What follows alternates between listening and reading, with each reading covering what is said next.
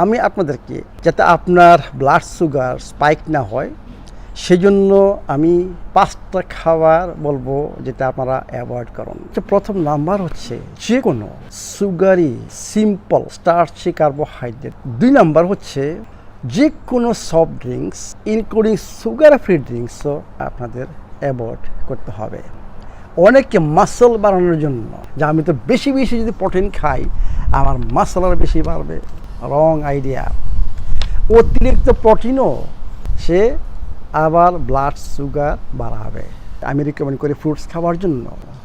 আমি বলি যে ফ্রুটস খাবেন স্ন্যাক্স হিসাবে, মানে 1 ঘন্টা আগে মিনিমাম, খাবার 1 ঘন্টা পরে। খাবারের সাথে ফ্রুটস খাবেন না, আপনার ব্লাড সুগার স্পাইক করবে।